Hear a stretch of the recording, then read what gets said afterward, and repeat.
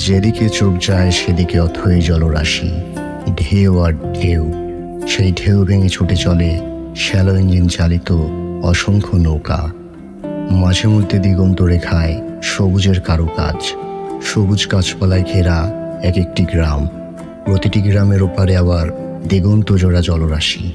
এ যেন সাগরের বুকে একগুচ্ছ দ্বীপ।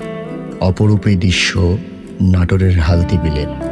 ভ্রমণ পিপাসুদের কাছে এটা এখন মিনি কক্সবাজার হিসেবে পরিচিত পেয়েছে।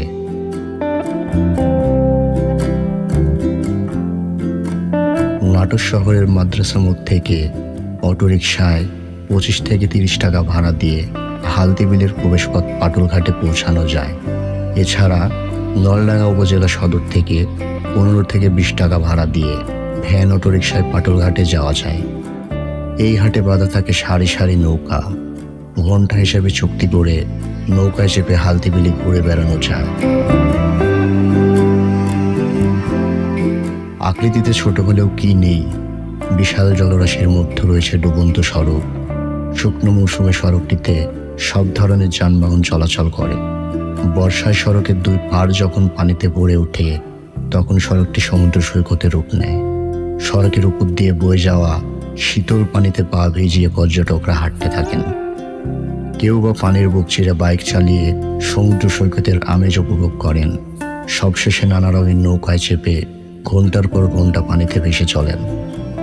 অনেকে বিলে জলে গা ভিজিয়ে গোসল সেরে নেন। বর্ষাকালে প্রতিদিনই হালতি বিলে পর্যটকের ঠাসা থাকে। বিশেষ করে বিকেলে হাজার হাজার দর্শনার্থীতে ভরে ওঠে পাটুলঘাট ও মাদনগর রেললাইন এলাকা। বর্ষায় সব গ্রামের বাসিন্দাদের যাতায়াতের একমাত্র বাহন নৌকা। এখানে বছরের প্রায় 8 মাস বিলে পানি থাকে।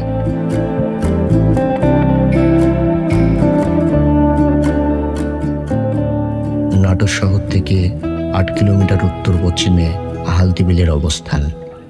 প্রায় 40,000 একর জায়গা জুড়ে বিলটি বিস্তৃত। হালতি বিলটিকে দেশের সবচেয়ে গভীর বিল বলা হয়ে থাকে। বর্ষায় গভীরতা দাঁড়ায় 12 মিটার পর্যন্ত। শুকনো মৌসুমে পানির বিস্তৃতি কমে এলেও একেবারে পানি শূন্য হয়ে পড়ে না। ব্রিটিশ আমলে এই বিলে বিরল প্রজাতির হালতি পাখি থাকত। ব্রিটিশ কর্মকর্তারা পাখি শিকারের জন্য এখানে আসতেন। সেই থেকে বিলটির নাম হয়ে ওঠে হালতি বিল।